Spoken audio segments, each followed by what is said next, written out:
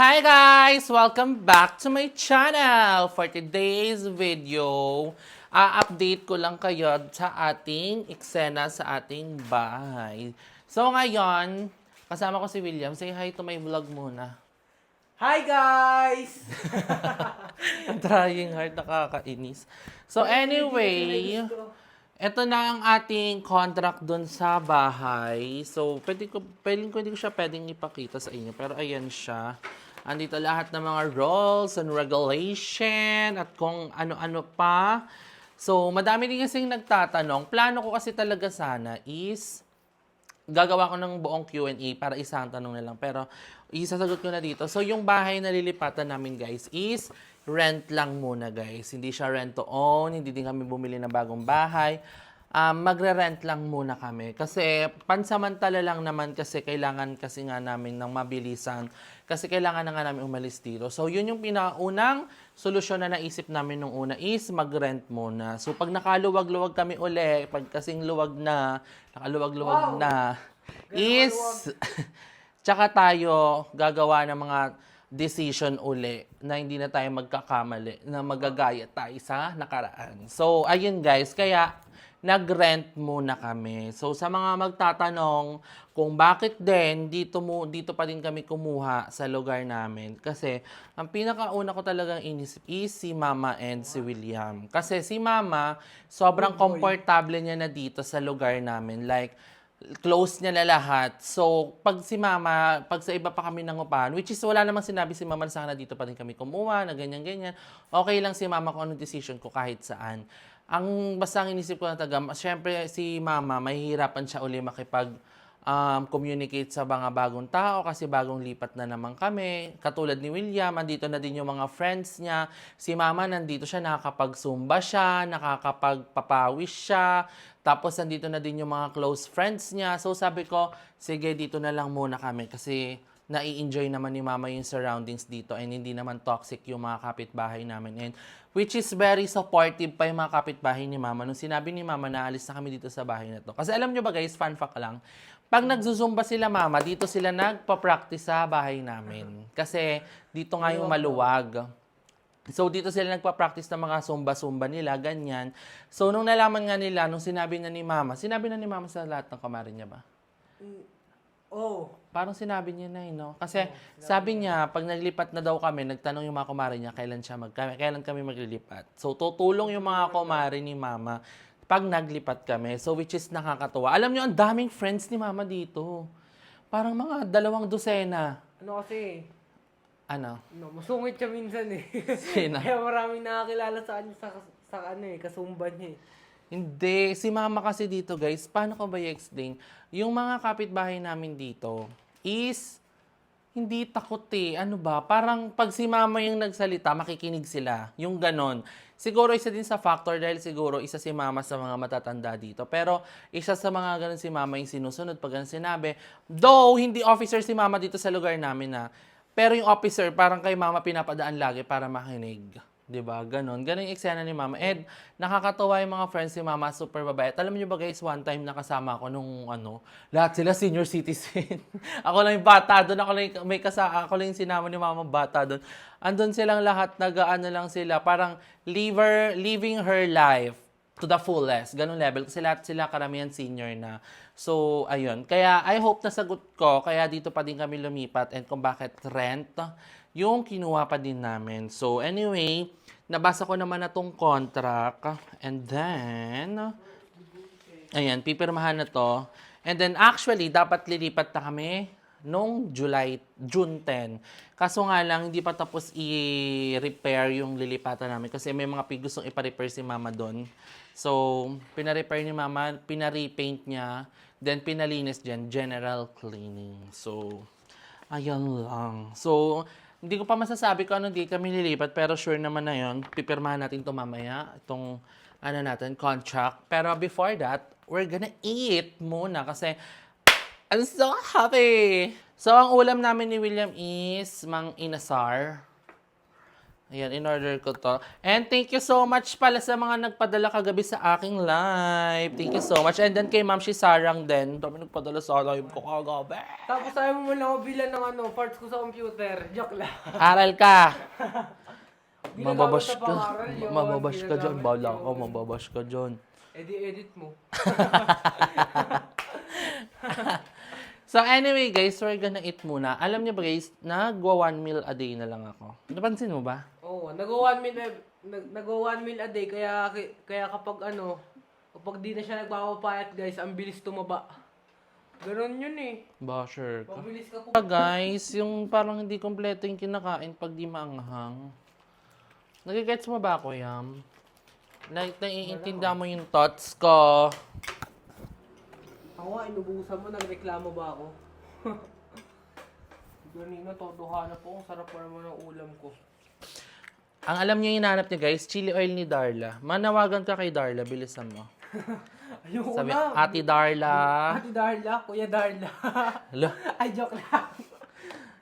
Ate Darla, pengi po chili oil. Dali. Ayoko. Bakit ayaw mo? Nakakaya ka mo. Ba't naman? Makikiusap ka nga ng maayos eh.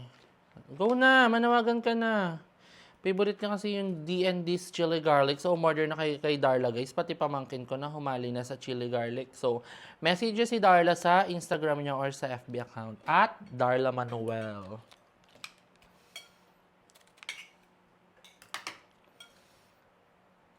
Magkano nagpadala sa'yo, Tito George?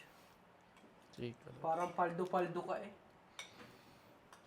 Dapat bigay mo yung mama yan para di magreklamo. So, ang lalaki ng manok. Pecho kasi yung binili ko, guys. Pecho.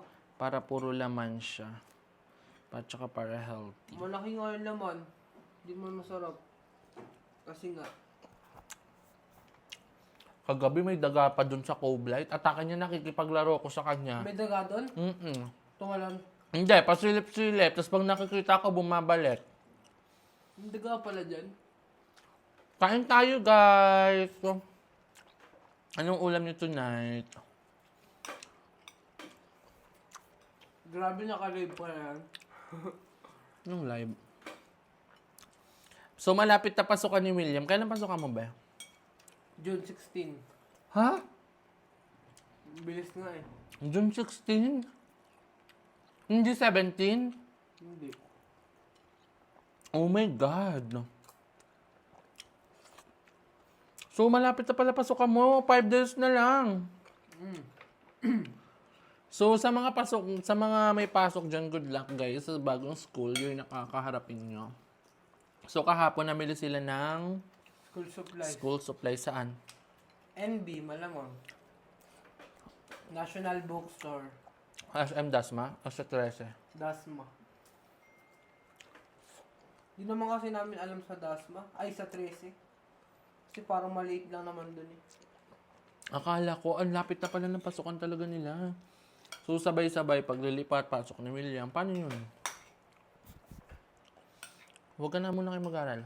Lala mo. Ayoko.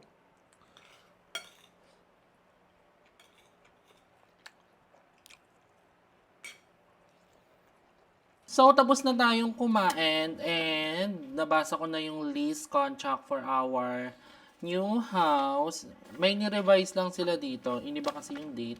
So, ang sabi lang sa akin is pipirma lang siya dito sa may Gedli, sa may gilid. So, yan ang gagawin natin today. So, 3 copy to para siguro sa amin, tapos sa kanila yung 2.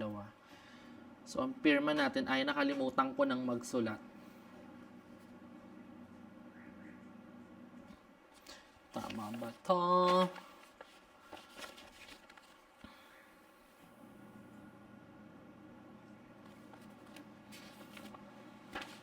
Tapos, kukunin nila to sa susunod na araw pa naman. Signatures of presence of pirmahan ko to.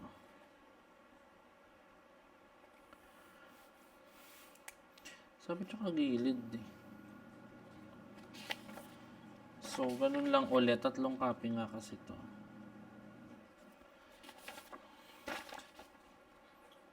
So, parang ang atake natin dito is, ano, gusto mo pumirma yan?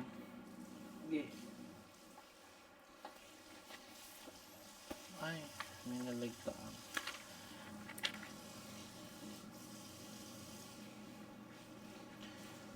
So, bago kayo magpirma ng ganito, basahin nyo muna. Tama. Yung boss, hindi na inaano yun, no? Binabasa.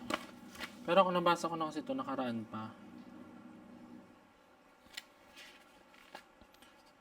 Ba't nakatingin ka, be?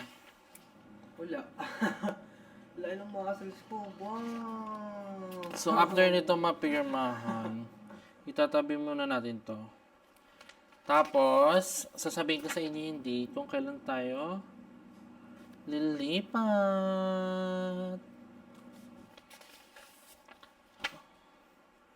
Parang ang dami. 4 na copy ata to eh. Tig-dalawa kami. Labot sa kabila, ang liit. Dito ang laki. Ay, ang lala. So, ayan. Tapos na tayo. So, ano nakalagay na date dito na pwede na tayong lumipat? Di ba sabi ko sa inyo is June 10. So, sa June 15, pwede na tayong lumipat. So, abangan nyo yan. But, kaya siya na-move ng 15 kasi hindi pa nga sila tapos daw mag-repaint and mag-general cleaning dun sa house. Pero sure naman na, ang unang sin data nakalagay dun sa unang contract namin, which is ito, is June 10. Ah, hindi. Iniba nga. May iniba silang mga papers. May iniba sila. Yes. So, ayan. Thank you so much, guys. Abangan nyo yung vlog natin. Tabi mo ngayon dyan, be. So, ay iba-vlog naman natin lahat ng galaw natin, lahat na nangyayari sa lipat bahay ganggang natin. So, i-update ko kayo dyan lahat. And thank you so much for the support sa lahat ng mga upload namin ng mga impactang sister ko. So, tuloy-tuloy lang tayo. And I hope, nanonood, si William nagbabasa siya ng mga basher ko. Lah! Oh, sinisend niya sa akin. Niya, Tito, i-delete mo to. Pero hindi ka nanonood, binabasa mo lang. Uy, para kapag binabasa ko na yun, nag-play din yun. Sige, anong last upload ko? Ano? Andong, sa ano ko yun? Diba, hindi niya alam. Hindi ka naman nag-upload kagahapon eh. 2 araw akong di nag-upload, guys. Sorry na. Kasi, alam mo niya ba, guys, sobrang haba ng tulog ko kanina. Yung kinuha ko yung phone sa'yo, nagulat ako 4:00 na. Ang tulog ko is 12 hours. Nakakaloka. A well-reserved rest. So, thank you so much sa panonood ng vlog natin, guys. I love you all so much. And I hope abangan niyo yung mga vlog natin. And thank you all so much sa lahat ng mga mom ko dyan. You know who you are. So, hanggang sa muli! Paalam! Tatak pa mo yun. Yan.